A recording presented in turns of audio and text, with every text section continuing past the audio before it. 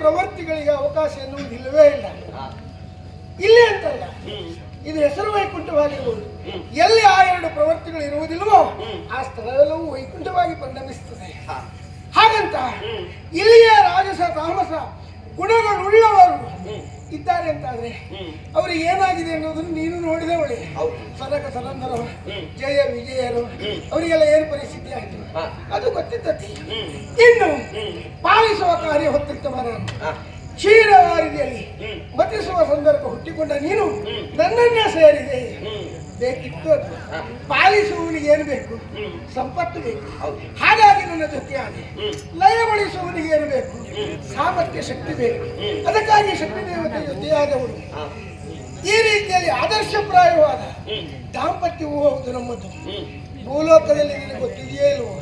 ಮಧುಮಕ್ಕಳಿಗೆ ಹರಿಸುವುದು ಹಾಗೆ, ಲಕ್ಷ್ಮೀ ನಾರಾಯಣರ ಹಾಗೆ ಬಾಳಿ.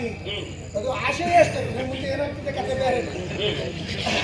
ಹಾಗೆ ತಗೊಂತ ಆ ರೀತಿಯಲ್ಲಿ ಹಾಗೆ ಬಾಳುವಿನ ಸಾಗಿಸುವುದು. ಜೊತೆಯಲ್ಲಿ ನಮ್ಮಿಬ್ಬರನ್ನ ಕಂಡಾಗ ಈ ಭೂಲೋಕದವರೆಲ್ಲ ಯೋಚಿಸುವುದು ಹೇಗೆ ಇರಿಸಿಕೊಳ್ಬೇಕು ಅದನ್ನು ನಾವು ಕೇಂದ್ರದಲ್ಲಿರುವವರು. ಆದ್ರಿಂದಾಗಿ ನಾವು ಅವರ ಪಾಲಿಗೆ ಆದರ್ಶಪ್ರಾಯ. ಈ ಪರಮೇಶ್ವರ ಹೆಂಡತಿಯನ್ನು ಎಲ್ಲಿರಿಸಿಕೊಂಡ? ತನ್ನ ತೊಡೆಯಲ್ಲಿ ಇರಿಸಿಕೊಂಡ. ಹಾಗಾಗಿ ವರಸ್ತಧರ ಅಂತ ಒಂದು ಹೆಸರು ಬಂತು. ನಾನು ನಿನಗೆ ಸ್ಥಾನ ಹೇಳ್ಕೊಟ್ಟೆ, ಎದೆಯಲ್ಲಿ ಕೊಟ್ಟೆ. ಹಾಗಾಗಿ ಹೃದಯಸ್ಥಧಾರ ಅಂತ ನಿನಗೆ ನನಗೆ ಹೆಸರು ಬಂತು. ಇದನ್ನು ನೋಡಿದ ಭೂಲೋಕದವರು ಏನು ಯೋಚನೆ ಮಾಡಿದ್ರು? ಪರಮೇಶ್ವರ ತೊಡೆಯಲ್ಲಿ ಕೊಟ್ಟ, ವಿಷ್ಣು ಎದೆಯಲ್ಲಿ ಕೊಟ್ಟ. ನಾವು ಮತ್ತು ಯಾಕೆ ಮೇಲೆ ಕೊಡಬಾರ್ದು ಅಂತ ಕೆಲವರೆಲ್ಲ ಹೆಂಡತಿಯನ್ನು ತಲೆ ಮೇಲೆ ಅಲ್ಲಿ ಅವರು ಅವರಿಂದ ಏನಾದ್ರು ಶಿರಸ್ಥಧರ ಆದ್ರು ಹೀಗೆ ಬಿಡು. ಆ ಹೆಂಡತಿಯನ್ನು ತಲೆ ಮೇಲೆ ಕುಡಿಸಿಕೊಂಡ ನಂತರ ಸಂಸಾರದ ಕತೆ ದೇವರ ನೋಡ್ಬೇಕಾದ್ರೆ ಆ ರೀತಿ ಪರಿಸ್ಥಿತಿ ಆಗಿಬಿಡ್ತದೆ. ಜೊತೆಯಲ್ಲಿ ಪಾಲಿಸುವವ ನಾನಾದರೂ ನನ್ನ ರಸಿ ನೀನಾದರೂ ನಿನ್ನನ್ನು ಹಾಡಿ ಹೊಗಳುವುದನ್ನು ಕೆಟ್ಟಾಗಿ ಬೆರಗಾಗಿ ಹೋಗಿದ್ದೇನೆ ನಾನು. ಮೂಲಕ ನಿನ್ನನ್ನು ಹಾಡುವ ಹೊಗಳು ಸಾಮಾನ್ಯ ಮಾಡಿದ್ಯಾ? ಎಲ್ಲಿ ಹೋಗು ನೀನು? ಲಕ್ಷ್ಮೀ ಬಾರಮ್ಮ, ಭಾಗ್ಯದ ಲಕ್ಷ್ಮೀ ಬಾರಮ್ಮ. ಕೆಲವೊಮ್ಮೆ ನಮ್ಮನೆ ಮರೆತು ಬಿಡ್ತಾರೆ. ಹೌದೇ? ಅದರಲ್ಲೂ ಮತ್ತೆ ಬೇರೆ ಬೇರೆ ಬೇರೆ ಬೇರೆ ರೀತಿಯೆಲ್ಲ ಉಂಟು. ಹೆಜ್ಜೆಯ ಮೇಲೆ ಹೆಜ್ಜೆ ನೀರಿಸುತ್ತಾ ಯಾಕೆ ಒಮ್ಮೆಲೆ ಬರಬೇಡ, ನಾವು ಹಾಳಾಗಿ ಹೋಗ್ತೇವೆ, ನಿಧಾನ ಬಾ ನೀನು ಅಂತ ಹಾಗೆ ಬರಬೇಕು. ಜೊತೆಯಲ್ಲಿ ಮಚ್ಚಿಗೆಯೊಳಗಿನ ಬೆಣ್ಣೆಯಂತೆ. ಅದರ ಅರ್ಥ ಏನು? ಅದು ಬೆಣ್ಣೆ ಮುದ್ದೆ ಎಷ್ಟೇ ದೊಡ್ಡದಾಗಿರ್ಲಿ, ಎಷ್ಟೇ ಸಣ್ಣದಾಗಿರ್ಲಿ, ಅದು ಮುಳುಗುವುದು ಅರ್ಧ ಮಾತ್ರ, ಅರ್ಧ ತೇಲ್ತಲೇ ಇರ್ತದೆ. ಹಾಗೆ ನಾವು ಸಂಪತ್ತಿನ ಎಷ್ಟೇ ಇದ್ರೂ ನಮ್ಮನ್ನ ಪೂರ್ಣ ಅದರೊಳಗೆ ಮುಳುಗಿಸಬಾರ್ದು ಎನ್ನುವ ತತ್ವ. ಜೊತೆಯಲ್ಲಿ ಮತ್ತೊಂದು ಹೇಳಿದ ಕಡೆಗೆ ನಮ್ಮನೆ ವಾಸ. ಯಾಕೆ ಹೇಳಿ ಗೊತ್ತುಂಟ ನಿಮಗೆ? ನೀನು ಚಂಚಲ ಎನ್ನುವ ಒಂದು ಅಪವಾದ ಉಂಟು. ಹಾಗಾಗಿ ನೀನು ಎಲ್ಲೆಲ್ಲೆಲ್ಲ ಸುತ್ತಾಡು, ಕಡೆಗೆ ನಮ್ಮನೆ ವಾಸ, ಕೊನೆಗೆ ಬಂದು ನಮ್ಮನೆ ನಿಂತ್ಕೊ ನೀನು ಅಂತ ಹೇಳುವುದು. ಈ ರೀತಿಯಲ್ಲಿ ನಿನ್ನ ಹಾಡಿ ಹೊಗಳುವಾಗ ನನಗೆ ಬಹಳ ಸಂತೋಷ ಅನಿಸ್ತದೆ. ಏನು ಹೊಗಳಿಕೆ ನೀನು ಬಗ್ಗೆ? ನೀವು ನನ್ನ ಬಗ್ಗೆ ಹೇಳ್ತಾ ಇದ್ದೀರಿ, ಸತ್ಯ ಹೇಳಿಲ್ಲ. ನನಗೆ ನಿಮ್ಮನ್ನು ನೋಡಿದ ಅವಾಗ ನೀವು ಹೇಗೆ ಏನ ಬನ್ನಿ ಪೇ ಪತಿಯೇ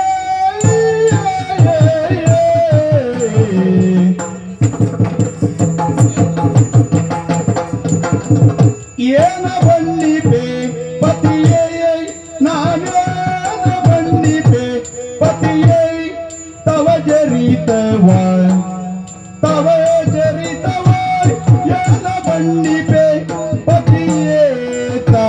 ಚರಿತವ ಏನ ಬಣ್ಣಿಪೆ ಪತಿಯೇ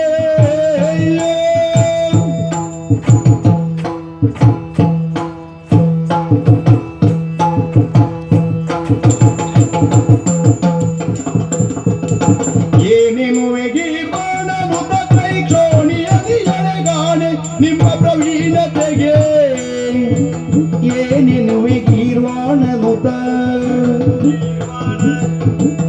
ಏನೆನುವೆ ಗೀರ್ವಾಣನು ತೈ ಕ್ಷೋಣಿಯದಿ ಎಳೆಗಾಣೆ ನಿಮ್ಮ ಪ್ರವೀಣತೆಗೆ ಶಿವನಾಣಿ ನಿಮ್ಮಯ ರಾಣಿ ಎನಿಸಿದ ನಾನಿ ಧನ್ಯಳು ಶಿವನಾಣಿ ನಿಮ್ಮಯ ರಾಣಿ ಎನಿಸಿದ ನಾನೇ ಧನ್ಯಳು ಮಾನ್ಯಳು ಧನ್ಯಳು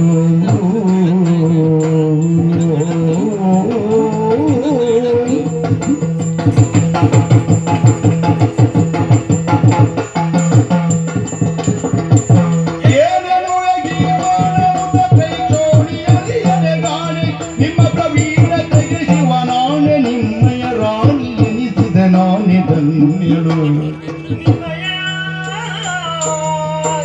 ರಾಣಿ ಎನಿಸಿದ ನಾನೇ ಧನ್ಯಳು ಏನ ಬಣ್ಣಿಪೆ ಪತಿಯೇ ತವ ಚರಿತವ ಏನ ಬಣ್ಣಿಪೆ ಪತಿಯ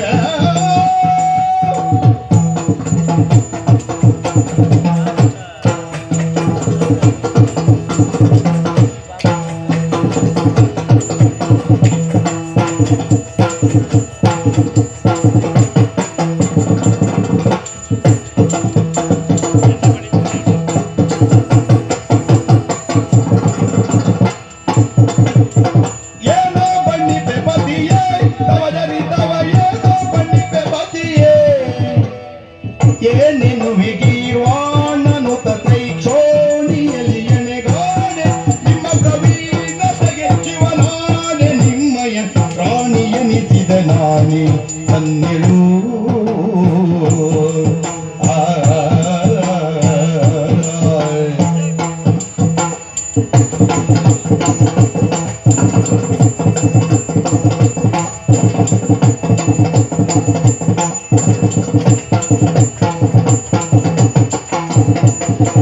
ಏನೋ ಬಣ್ಣಿಪೆ ಪತಿಯೇ ತವ ಚರಿತವ ಏನೋ ಬಣ್ಣಿಪೆ ಪತಿಯೇ ನಾ ಏನ ಬಣ್ಣಿಪೆ ಪತಿಯೇ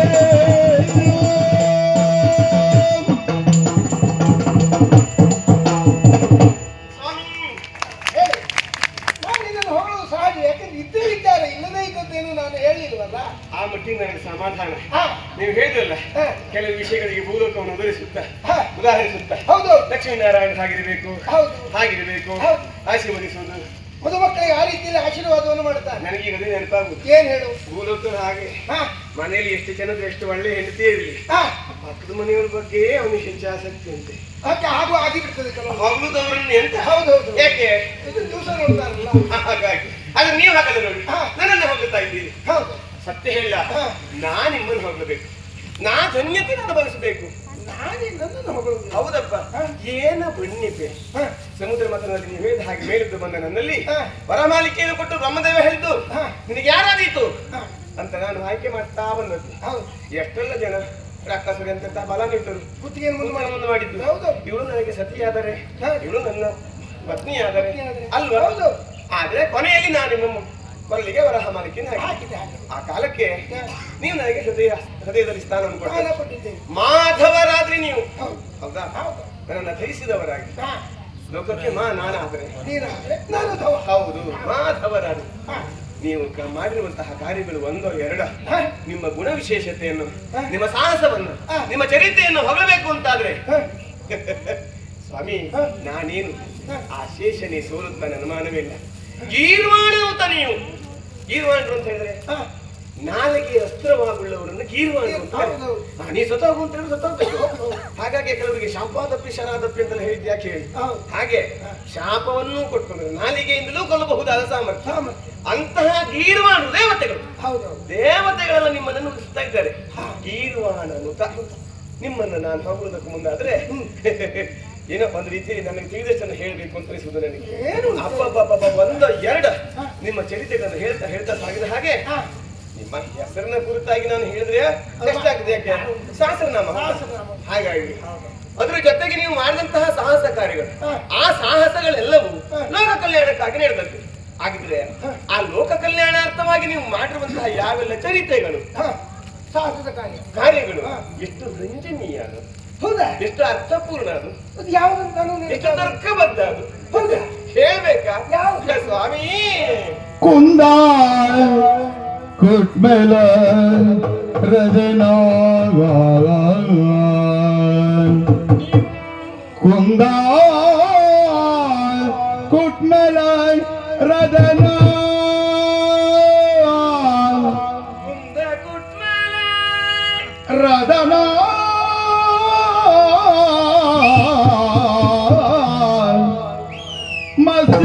ಮತ್ಸ್ಯಾವತಾರದಿಂದ ತರಿದೆ ಸೋಮನಾಗ ಮತ್ಸ್ಯಾವತಾರದಿಂದ ತರಿದೆ ಸೋಮನ ತರಿದೆ ಸೋಮನಾಗ ಕುಂದ ಕುಟ್ಮೇಲ ರದನ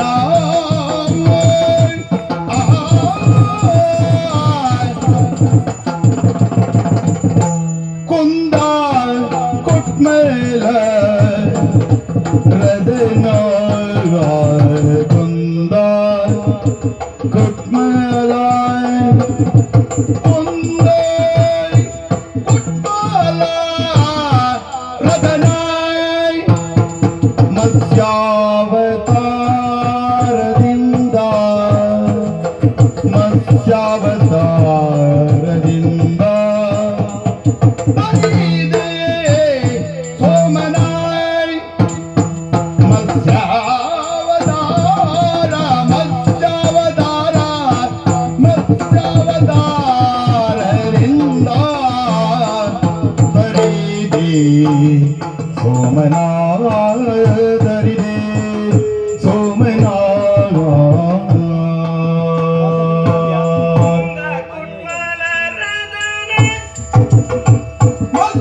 ಮತ್ಸ್ಯಾವತಾರದಿಂದ ತರಿದೆ ಸೋಮನ ತರಿದೆ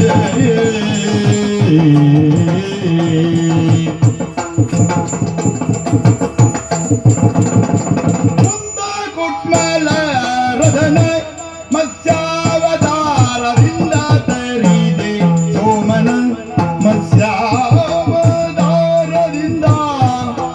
ತರಿದೆ ಸೋಮನ ಸೋಮನ ಸೋಮನ ಆ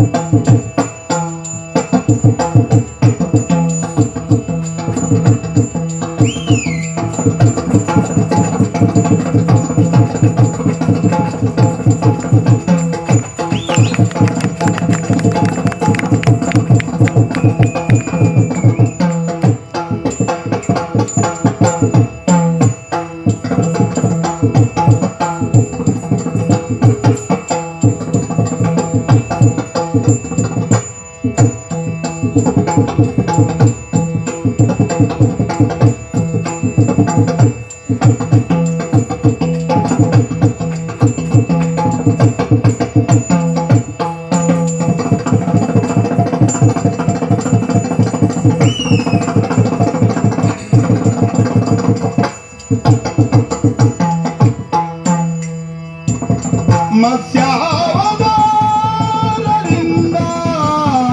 ಬರೀರೆ ಸೋಮನಾಥ.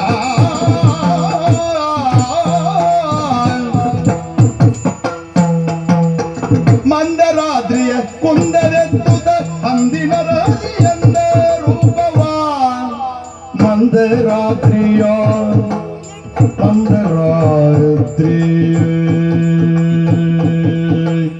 ಮಂದರಾತ್ರಿಯ ಕುಂದದೆತ್ತುತ ಮಂದರಾತ್ರಿಯ ಕುಂದದೆತ್ತುತ ಮಂದರಾತ್ರಿಯ ಕುಂದದೆತ್ತುತ ಅಂದಿನ ರಾಜಿಯಂದ ರೂಪವ ಹಂದಿನ ರಹರಿ ಹಂದಿನ ರಹರಿ ನರಹರಿ ನರಹರಿ ಎಂದ ರೂಪವ ರೂಪವ ಕೊಂದಿ ಕಶ್ಯಪ ನಂದನರ ಕತಿಯಿಂದ ಹಿಡಿದು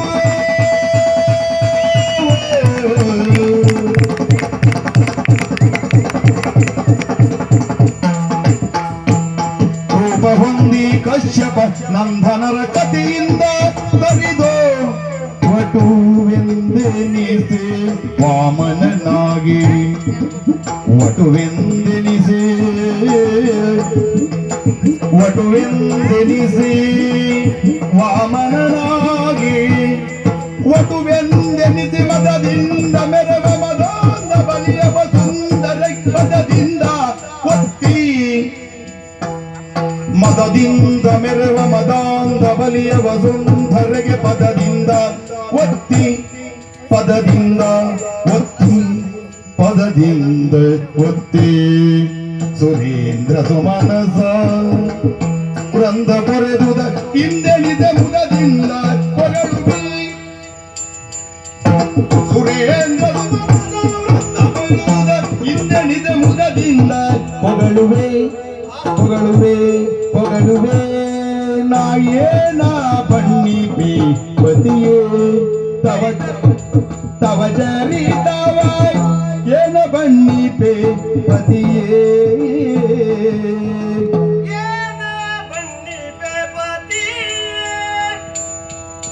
ತವ ಚರಿತವ ಏನ ಬಣ್ಣಿಪೆ ಪತಿಯೇ ತವ ಚರಿತವ ನಾನೇನ ಬಣ್ಣಿಪೆ ಇನ್ನೇನ ಬಣ್ಣಿಪೆ ಪತಿಯೇ ಏನ ಬಣ್ಣಿಪೆ ಪತಿಯೇ ತವ ಚರಿತವ ಏನ ಬಣ್ಣಿಪೆ ಪತಿಯೇ ಏನ ಬಣ್ಣಿಪೆ ಪತಿ ಏನ ಬಣ್ಣಿಪೆ ಪತಿಯೇ ಆ ಆ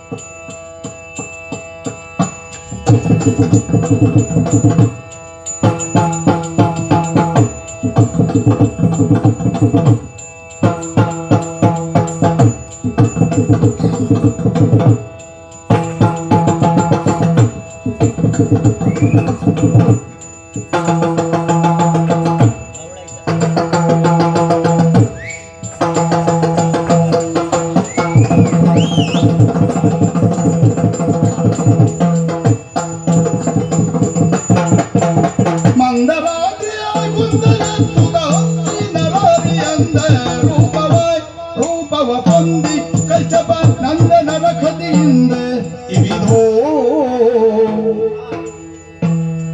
ವಟುವೆಂದೆನಿಸಿ ವಾಮನನಾಗಿ ವಟುವೆಂದೆನಿಸಿ ಮದದಿಂದ ಮೇಲೆ ಮದಾಂದ ಬಲಿಯ ಕುಂದರೆಗೆ ಪದದಿಂದ ಒತ್ತಿ ಪದದಿಂದ ಒತ್ತಿ ಸುರೇಂದ್ರ ಸುಮನದ ವೃಂದ ಕೊರೆದುದ ಹಿಂದೆಣಿದೆ ಮುದದಿಂದ ಪೊಗಳುವೆ ಸುರೇಂದ್ರ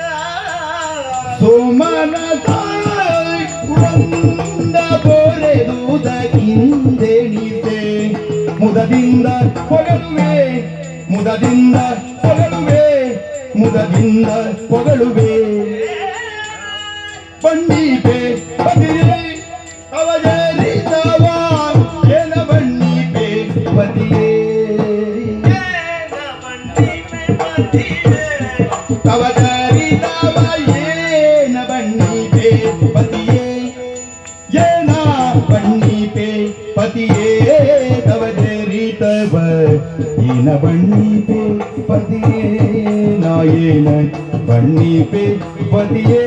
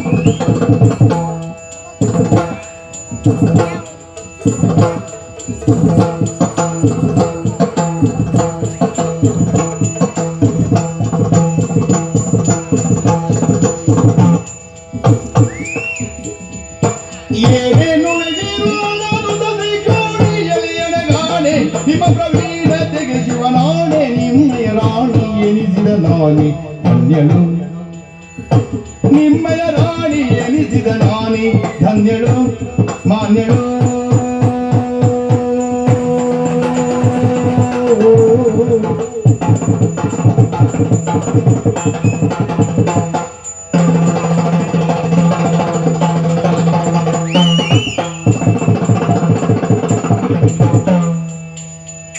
ಏನ ಬಣ್ಣಿಪೆ ಪತಿಯೇ ತವ ಜರಿತವ ತವ ಜರಿತವ ಏನ ಬಣ್ಣಿಪೆ ಪತಿಯೇ ಏನ ಬಣ್ಣಿಪೆ ಪತಿಯೇ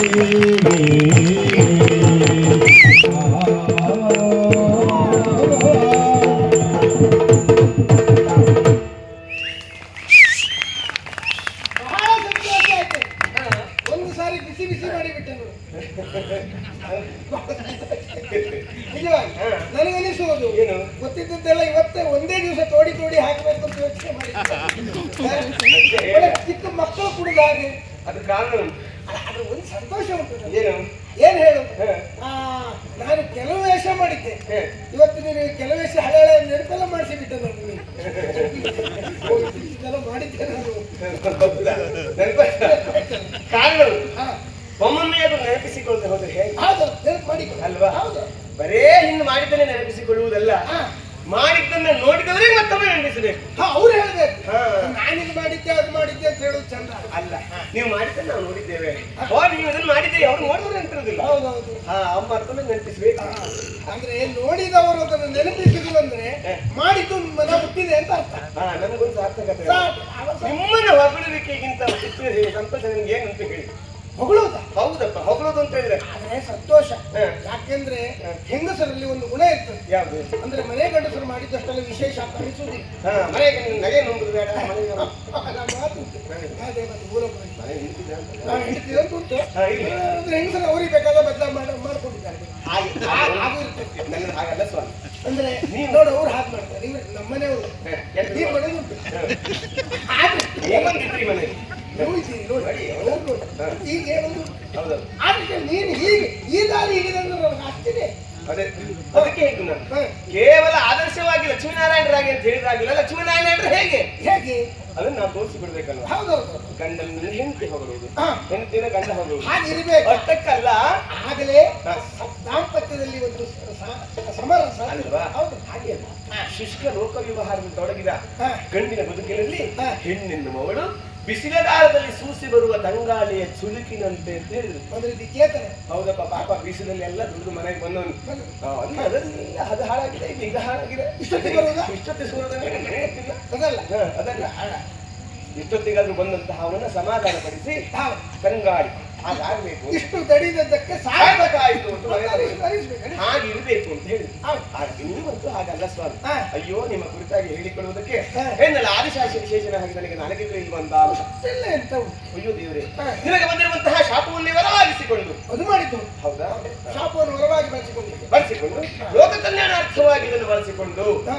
ಒಂದೊಂದಾಗಿ ನೀವು ಪ್ರಯೋಗಿಸಿಕೊಂಡ್ರೆ ಅಲ್ಲ, ಹಾ. ನಿಮ್ಮ ಮೇಲೆ ನೀವು ಆಹ್ವಾನಿಸಿಕೊಂಡ್ರಿ. ಹೌದು. ಒಬ್ಬ ವಿಶೇಷತೆಯನ್ನು ಆರೋಪಿಸಿಕೊಳ್ಳುವ ವ್ಯಕ್ತಿ ನೋಡ್ಬೇಕು. ಹಾ. ನಾನಿದು ದರ್ಶನ ಅಲ್ವೋ ನೋಡ್ಬೇಕು ಅಲ್ವಾ? ಹೌದು. ಹಾಗಾಗಿ ನೀವು ಅದನ್ನು ಆರೋಪಿಸಿಕೊಂಡ್ರಿ, ಹಾ. ಅದಕ್ಕೆ ಸರಿಯಾಗಿ ನಡ್ಕೊಂಡು. ಹಾ. ಹಾಗಿದ್ರೆ ಯಾವಾಗ ಅದು? ಯಾವಾಗ? ಹಾ, ತಮಾಸುರ, ಹಾ, ಸೋಮಕಾಸುರ. ಸೋಮಕಾಸ. ಹೌದಾ? ಅವನಿಗೆ ತಮ ಅಂತ ಹೆಸರು. ಸಮ ಅಂತ ಹೇಳಿದ್ರು. ಹೌದು, ಅಂದ್ರೆ ಪ್ರಪಂಚಕ್ಕೆ ಕತ್ತಲೆನ ತಂದವ. ಕತ್ತಲನ್ನು. ಅಂದ್ರೆ ಜ್ಞಾನವನ್ನು ಅಪಹರಿಸಿದಂತೆ ಅವ. ಹೌದು. ವೇದಗಳನ್ನು ಅಪಹರಿಸಿದ ಆ ಕಾಲಕ್ಕೆ ದೇವತೆಗಳೆಲ್ಲ ಬಂದು ನಿಮ್ಮಲ್ಲಿ ಒಪ್ಪಿದ ಸಂದರ್ಭದಲ್ಲಿ ಹಾ. ನೀವು ಮತ್ಸ್ಯಾವತಾರವನ್ನು ತಾಳಿ. ತಾಳಿ. ಹೌದಾ? ಹೌದೌದು. ಆ ಕಾಲಕ್ಕೆ ಅವನು ಸಮುದ್ರವಾಗಿ ಹೋಗಿದ್ದಂತೆ. ಹೌದು. ಅಲ್ಲಿ ಹೋಗುವುದಕ್ಕೆ ಅನುಕೂಲವಾದ ಮತ್ಸ್ಯಾವತಾರ. ಮತ್ಸ್ಯ. ಹೌದಾ? ಹಾಗೆ ಮತ್ಸ್ಯಾವತಾರದಿಂದ ಹಾ. ಸೋಮನನ್ನ ಕಳೆದು ಪ್ರಪಂಚಕ್ಕೆ ಬಂದಿರುವಂತಹ ತಮವನ್ನ ಕಳೆದು ಬೆಳಕನ್ನು ವೇದೋದ್ಧಾರಕ ಹಾ. ಅಂತ ಹೇಳಿ ನಿಮ್ಮ ಆ ಕಾರಣಕ್ಕಾಗಿ. ಬಂದು ಬಿಟ್ಟದ್ದು. ಹೌದಾ? ಆ ನಂತರದಲ್ಲಿ ಹಾ. ಕೂರ್ಮಾವತಾರ. ಹಾ. ಅದು ಹೇಗಾಗಿತ್ತು? ಅಯ್ಯಯ್ಯೋ, ಹಾ. ದೇವತೆಗಳು ದಾನವರು ಸೇರಿ ಹಾ. ಸಮುದ್ರವನ್ನು ಮತಿಸಬೇಕೆನ್ನುವ ಕಾರಣಕ್ಕಾಗಿ ಮಂದರಾತ್ರಿ ಪ್ರಾರಂಭ ಆಗಿದೆ. ಆಗಿ ಹೋಯ್ತು. ಆ ಕಾಲಕ್ಕೆ ಅವರೆಲ್ಲ ಒಬ್ಬಿಟ್ಟಾಗ ಕೂರ್ಮಾವತಾರವನ್ನು ತಾಳುವುದರ ಮೂಲಕವಾಗಿ ನೀವು ಹಾ. ಅದಕ್ಕೆ ಬೆನ್ನು ಕೊಟ್ರಿ. ಆಧಾರವ. ಹೌದು. ಮತ್ತೆ? ಆ ನಂತರದಲ್ಲಿ ವರಾಹಾವತಾರ. ಹಾ. ಹಂದಿ. ಹೌದು. ದುರುಳಾಗಿರುವಂತಹ ಹಿರಣ್ಯಾಕ್ಷ. ಶ್ವೇತ ವರಾಹರಾಗಿ. ಹೌದಾ? ಒಂದು ಕೊಂದು ಕಳೆದ. ಹೌದು. ಭೂದೇವಿಯನ್ನು ಅಪಹರಿಸುವುದಕ್ಕೆ ಮುಂದಾದ. ಹೌದು. ಆಮೇಲೆ ಹಾ. ಹಿರಣ್ಯಕಶ್ಯಪು. ಕಶ್ಯಪ. ಅವನಿಗೆ ಸಾವೇ ಇಲ್ಲ ಅಂತ ಆಗಿತ್ತು. ಹ್ಮ್. ನರಸಿಂಹನಾದ್ರಿ ನೀವು ಅವನನ್ನ ಬಗೆ ಬಗ್ಗಿಸಿಕೊಂಡ್ರಿ. ಹೌದು. ಆ ಬಗೆದು ಕೊಲ್ಲುವಾಗ ಮತ್ತೆ ನೋಡಿದ್ದಂತೆ ನೀವು ಹಾ. ಎಂತದ್ದು ಅವನ ಹೊಟ್ಟೆ ಒಳಗೆ ಮತ್ತೇನಾದ್ರು ಉಂಟಾ? ಪ್ರಹ್ಲಾದ್ ಅಂತ ಭಕ್ತರು ಮತ್ತೆ ಮತ್ತಿದ್ದಾರೆ. ಯಾಕೆ ಒಬ್ರೇ ಹುಟ್ಟಿದ್ದಾರಲ್ಲ? ಹಾಗೆ ಆ ನಂತರದಲ್ಲಿ ಹಾ. ಬಲಿ ಬಲಿ. ಬಲಿ ಕಟ್ಟಿ ರಾಜ್ಯವನ್ನೇ ಹೌದು. ಹೌದ ಪ್ರಪಂಚಕ್ಕೆ ಇನ್ನು ಮುಂದೆ ಮತ್ತೊಂದಿಲ್ಲ ಎನ್ನುವ ಸಂದರ್ಭಕ್ಕೆ ಆ ರೀತಿಯಲ್ಲಿ ಮೆರೆದಾಡಿದ. ಮೆರೆದಾಡಿದವ. ಅವನ ಎದುರಿಗೆ ನೀವು ಹೋದ್ರಿ. ಹಾ. ಅವನನ್ನು ಕೊಲ್ಲುವುದು ಹೇಗೆ ಅಥವಾ ಅವನ ಯುಗವನ್ನು ಮುಗಿಸುವುದು ಹೇಗೆ, ನಿಗ್ರಹಿಸುವುದು. ನಿಗ್ರಹಿಸುವುದು ಹೇಗೆ ಎನ್ನುವ ಸಮಸ್ಯೆ ಬಂದಾವಾಗ ವಯೋವೃತ್ತವನ್ನು ಆಚರಿಸುವುದರ ಮೂಲಕವಾಗಿ ನಿಮ್ಮನ್ನ ಪಡೆದದ್ದು ಕೃಷ್ಣಪರಮಾತ್ಮನಿಗೆ. ಹೌದು. ಹೌದಾ? ಬರೀ ಹಾಲನ್ನು ಮಾತ್ರ ಸೇರಿಸು. ಹೌದು. ಆ ಮೂಲಕವಾಗಿ ಜನಿಸಿದಂತಹ ನೀವು ಉಪೇಂದ್ರ. ಉಪೇಂದ್ರ. ಹೌದಾ? 3 ಚೋಟು ಉದ್ದ ಇದ್ದ ಎನ್ನುವ ಕಾರಣಕ್ಕಾಗಿ ವಾಮನ ಕರೆದ್ರು ನಿಮ್ಮನ್ನು. ಹಾಗೆ ವಾಮನರಾದ್ರಿ ನೀವು. ಅವನಲ್ಲಿ ಹೋಗಿ 3 ಪಾದದ ಭೂಮಿಯನ್ನು ಬೇಡಿದ್ರಿ. ಬೇಡಿ ಕೊನೆಯಲ್ಲಿ ತ್ರಿವಿಕ್ರಮನಾಗಿ ಬೆಳೆದು ನಿಂತು ಹೌದು. ಅಂತ ಪಾತಾಳ ಎಲ್ಲವನ್ನು ಅಳೆದು ಕೊನೆಯಲ್ಲಿ ಅವನ ತಲೆ ಮೇಲೆ ಕಾಲನಿಟ್ಟು ರಸಾತಲ ಕಟ್ಟಿದ್ರಿ ಅವನನ್ನು. ಯಾಕೆ? ಉಳಿದವರನ್ನು ಮುಗಿಸಿದಾಗ ಇವನನ್ನು ಮುಗಿಸ್ತಿಲ್ಲ ಯಾಕೆ? ಮುಗಿಸುವಷ್ಟು ಕೆಟ್ಟವನು ಅಲ್ಲ, ಉಳಿಸಿಕೊಳ್ಳುವುದಕ್ಕೆ ಅಷ್ಟು ಒಳ್ಳೆಯವನು ಅಲ್ಲ. ಹ. ಹಾಗಾಗಿ ಅವನನ್ನು ಆ ಸ್ಥಾನದಲ್ಲಿ ಇರಿಸಿದ್ದೆ. ಹೌದು. ರಸ ಪಕ್ಕದ ಮೇಲೆ ಬರ್ಲಿಕ್ಕೆ ಬರಲಿಕ್ಕಿಲ್ಲ. ಕರೆದ್ರೆ ಮಾತ್ರ ಬರ್ಬೇಕು. ಹೌದು. ಬಾರೋ ಬಲಿಯಿಂದ ಹೋಗೋ ಬಲಿಯಿಂದ ಹೋಗ್ಬೇಕು ನಾವು. ಬರುವುದಕ್ಕೆ ಇಂಥ ದಿನ ಅಂತ ಮಾಡಿಟ್ಟಿದ್ದೇವೆ. ಹೌದಾ? ಹಾಗೆ ಅಂತಹ ಲೋಕೋದ್ಧಾರದ ಕಾರ್ಯವನ್ನು ಮಾಡಿರುವಂತಹ ನಿಮ್ಮ ಕಾರ್ಯ ವೈಖರಿ ಅಬ್ಬಬ್ಬ ಅದರ ಜೊತೆಗೆ ಕುಂದ ಕುಟ್ಟುಮನ ರಾಗನ. ಹೌದಾ? ಈಗ ನಾನು ನುಟಿಯಷ್ಟು ಚಂದ ಇದ್ದದ್ರಿಂದಾಗಿ ಹಲ್ಲು ಬಿಟ್ಟು ನೆಗೆಯಾಡುವುದೇ ಇಲ್ಲ. ಮಂದಸ್ಮಿತ ಹೇಳುದೇ ಹಾಗೆ ಏನಾದ್ರು ಇಷ್ಟು ಅಂತ ಚಂದ ಇರ್ತದೆ ಬೇರೆ ಹಲ್ಲು ತೋರಿಸಿ ಮತ್ತವರನ್ನು ಮರಳುಗೊಳಿಸಬೇಕು. ಹೌದಪ್ಪ, ಬೇಡ, ಹಲ್ಲು ತೋರಿಸೋದು ಬೇಡ. ಮಂದಸ್ಮಿತ ಸಾಕು. ಕುಂದ ಕುಟ್ಟುಮನ ರಾಗ. ಕೆಲವರು ಹಲ್ಲು ಬಿಟ್ಟು ಕೆಟ್ಟ ಹೌದು. ನಾವು ಬಿಡುವುದಿಲ್ಲ. ಹೌದು. ಅಂತ ಹೇಳಿದ್ದಲ್ವಾ? ರೂಪದಲ್ಲಿ ನೋಡೇ ಮನುಮತ ಜನ. ಹನುಮಂತ ಜನ ಆಗಲ್ಲ ಹೊಡಿತಾರೆ. ಸಂಪತ್ತಿನಲ್ಲಿ ಲಕ್ಷ್ಮಿಗೆ ಕಂಡ. ಲಕ್ಷ್ಮೀ ಎಂತ ಅಯ್ಯಪ್ಪ ನಿಮ್ಮನ್ನ ಸತ್ಯ ಹೇಳ್ಬೇಕಾ? ನಿಮ್ಮ ಹೊಗಳು ಹೊಗಳು ಹೋಗ್ಲಿ ನನಗೆ ಸಹ ನಾನು ಹೇಳುವಾಗ ನೋಡು, ನೀನು ಆಯಾಸ ಮಾಡಿಕೊಂಡು ಅಲ್ಲ ಹೊಗಳುವುದಿಲ್ಲ, ಆಯಾಸ ಮಾಡಿಕೊಂಡು ಕೂತ್ಕೊಂಡು ಮಾತಾಡಿದ್ರೆ ಆಯ್ತು ಸಾಕು. ನಿಮ್ ವಿಷಯ ಎಷ್ಟು ಉಂಟು ಅಂತ ಹೇಳಿದ್ನಲ್ಲ, ನಾವೇ ಸಹಸ್ರ ಉಂಟು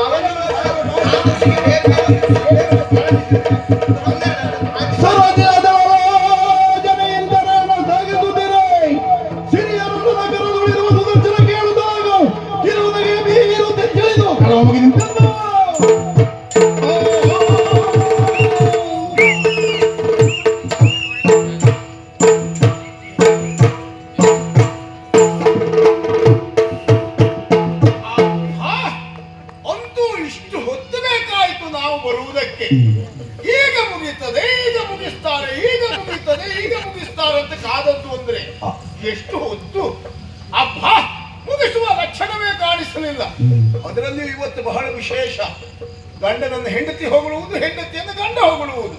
ನೀವು ಹಾಗೆ ಹೀಗೆ ಅಂತ ಇವಳು ಹೇಳುವುದು, ನೀನು ಹಾಗಿದ್ದಿ ಅಂತ ಅವರು ಹೇಳುವುದು. ಒಟ್ಟಾರೆ ಇವರ ಹೊಗಳುವಿಕೆ ಅಂತ ಹೇಳಿದ್ರೆ ಕೇಳುವುದಕ್ಕೆ ಅಸಾಧ್ಯ ಆಗಿ ಹೋಯಿತು. ಎಷ್ಟೊತ್ತಿಗೆ ಮಾತಿಗೆ ಅವಕಾಶ ಕೊಡ್ತಾರೆ, ನಾನು ಬರುವುದಕ್ಕೆ ಎಷ್ಟೊತ್ತಿಗೆ ಇವರು ಅನುವು ಮಾಡಿ ಕೊಡ್ತಾರೆ ಅಂತ ನೋಡ್ತಾ ಇದ್ರೆ ಇವರು ಆ ಲಕ್ಷಣದಲ್ಲಿಯೇ ಇಲ್ಲ. ಅದರಲ್ಲಿಯೂ ಇವತ್ತಂತೂ ನನ್ನ ಅಮ್ಮ ಮಾತಿನಲ್ಲಿ ಮಾತ್ರ ಅಲ್ಲ, ಕೆಲಸದಲ್ಲೂ ಹಾಗೆ. ಏನೋ ಹೊಸ ಹುರುಪಿನಿಂದ ಗಂಡನನ್ನು ಹೊಗಳುವುದು. ಇದನ್ನೆಲ್ಲ ನೋಡಿದ ನಾವು ಇನ್ನೂ ಸುಮ್ಮನೆ ಕುಳಿತುಕೊಂಡಿದ್ರೆ ಬಹುಶಃ ಇವರು ನಮಗೆ ಬರಲಿಕ್ಕೆ ಬಿಡುವುದಿಲ್ಲ ಎನ್ನುವ ಕಾರಣಕ್ಕಾಗಿ ಹರಿಯ ಕೈಯಿಂದ ಜಾರಿದೆ. ನಾನು ಯಾರು ಗೊತ್ತಾಯ್ತಾ? ಆ ಹರಿಯ ಕೈಯಲ್ಲಿ ಯಾವಾಗಲೂ ಇರುವಂತಹ ಸುದರ್ಶನ ಚಕ್ರ ನಾನೇ ಜೀವ ತಳೆದು ಬಂದಿದ್ದೇನೆ. ಎರಡು ಮಾತು ನಾವು ಆಡದೇ ಇದ್ರೆ ಈ ಪ್ರಸಂಗದಲ್ಲಿ ನಾವು ಏನು ಇಲ್ಲ ಅಂತಾಗಿ ಹೋದಿತ್ತು. ನೋಡೋಣ ನೋಡೋಣ ನೋಡೋಣ.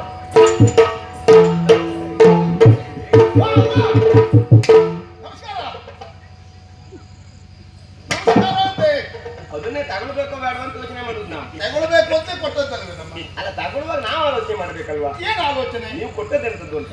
ನಮಸ್ಕಾರವೇ ಕೊಟ್ಟದ್ದು. ನಮಸ್ಕಾರ. ಇದು ಸಾಕೋ ಸಾಕು ಸಾವಾಸ. ಜೊತೆಯಲ್ಲಿ ನಿನ್ನ ಕೊಡುವ ಮೊದಲು ಅಪ್ಪನಿಗೆ ಕೊಡಬೇಡ. ಅದ್ರ ಜೊತೆಗೆ ಯಾವಾಗ ಆ ಗಂಡ ಹೆಂಡತಿ ಕೊಟ್ಟಿದ್ದೇವೆ, ನನಗೆ ಕೊಡುವ ಮತ್ತು ನಿಮಗೂ ಕೊಡುವ ಮತ್ತು ನನಗೆ ನಮಸ್ಕಾರ ಕೊಟ್ಟವಾಗ ಅದು ಯಾವಾಗಲೂ ಹಾಗೆ. ಹಿರಿಯರಿದ್ದಾವಾಗ ಹಿರಿಯರಿಗೆ ನಮಸ್ಕಾರ ಕೊಟ್ಟರೆ ತಗೊಳ್ಳೋ ಯೋಚನೆ ಮಾಡಬೇಕು ನಾವು, ಅಲ್ವಾ?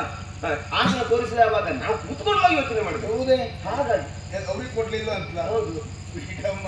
ಅವ್ರಿಗೆ ಯಾವತ್ತೂ ಕೊಡ್ತಾ ಇರ್ತದೆ. ನಾನು ಅವ್ರಿಗೆ ನಮಸ್ಕಾರ ಕೊಟ್ಟು ಕೊಟ್ಟು ಕೊಟ್ಟು ಕೊಟ್ಟು ನನ್ನ ಕೈಯೇ ನೋವಾಗುವುದಕ್ಕೆ ಪ್ರಾರಂಭ ಆಗಿದೆ. ನಮಸ್ಕಾರ ಗಟ್ಟಿ ಕೊಟ್ಟರೆ ಹಾಗೆ ನೋವಾಗುತ್ತೆ. ನಾನ್ ನಮಸ್ಕಾರ ಗಟ್ಟಿ ಕೊಟ್ಟದ್ದು ಯಾಕೆ? ಯಾಕೆ? ನೀವು ಈ ಕಡೆ ನೋಡುವುದೇ ಇಲ್ಲ. ಕೇವಲ ನಮಸ್ಕಾರ ಎನ್ನುವುದು ನಾನು ಕೊಟ್ಟದ್ದು ನಿಮಗೂ ಗೊತ್ತಾಗಬೇಕು ಎನ್ನುವ ಕಾರಣಕ್ಕಾಗಿ ಶಬ್ದಪೂರ್ವಕವಾಗಿ ನಮಸ್ಕಾರ ಕೊಟ್ಟಿದ್ದೇನೆ. ಗೊತ್ತಾಯ್ತಾ ನಿಮ್ಗೆ? ಆ ಶಬ್ದ ಮಾಡಿ ನಮಸ್ಕಾರ ಮಾಡಿ. ಇದಲ್ಲ ನನ್ನ ನಮಸ್ಕಾರ ಜಾರಲಿಲ್ಲ.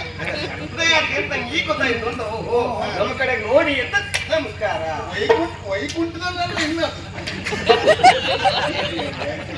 ಅದಕ್ಕೆ ಹೇಳಿದ್ದಾರಲ್ಲ, ಈ ಶಬ್ದ ಯಾಕೆ ಕೇಳಿದ್ರೆ ಲಕ್ಷ್ಯ ಈ ಕಡೆ ಲಕ್ಷ ನನ್ನ ಕಡೆಗೆ ಬರಲಿ ಅಂತ. ಅಪ್ಪನಿಗೆಲ್ಲ ಅಮ್ಮನಿಗೆ ನಮಸ್ಕಾರ ಕೊಟ್ಟದ್ದು ನೀವು ಯಾಕೆ? ನನ್ನ ಕೆಲಸ ಇರೋದು ಅಮ್ಮನಲ್ಲಿ. ಓಹೋ, ಇವತ್ತು ಅಪ್ಪನಲ್ಲಿ ಕೆಲಸವೇ ಇಲ್ಲ, ಅಮ್ಮನಲ್ಲೇ ಕೆಲಸ. ಹೌದಪ್ಪ. ಅಪ್ಪ ಏನು ವಿಶೇಷವಾದ ಮಾತುಕತೆ ಉಂಟು? ನಮಗೆ ಸಿಗುವವರೇ ಈಗ ಅಪ್ಪ. ಆಗ್ಲಿ ಅಂತ ಸ್ವಾಮಿ. ನೀವು ಮಾತಾಡಿ. ಏನೋ ನಮ್ಮಲ್ಲೇ ಮಾತುಕತೆ ನೀವು ಉಂಟು. ಮಾತಾಡಿ, ನೀವು ಮಾತಾಡಿ. ಹೌದು. ಕಡಿಮೆ ಒಂದು ಮಾತು ನಿಮ್ಮಲ್ಲಿ ಹೇಳೋಣ ಅಂತ. ಅಯ್ಯೋ, ಹೇಳಬೇಕು ಅಂತ ಅವಕಾಶ ಕೊಡ್ತೀರಾ? ಅಯ್ಯೋ, ಅಮ್ಮ. ಲಾಲಿ ಮೊದಲಾದಾಯ ಎನ್ನರಿಗೆ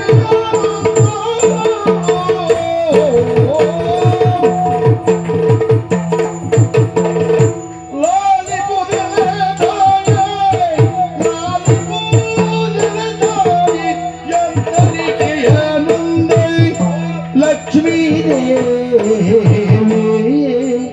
ಲಾಲಿ ಮೊದಲಾದಾಯ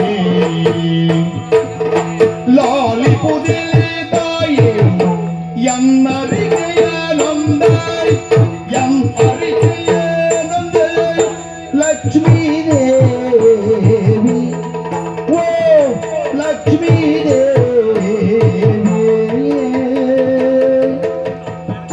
ನಿಮ್ಮ ಹೊಗಳುತ್ತಲಿರುವುದು ಸಹಜವು. ನಿಮ್ಮ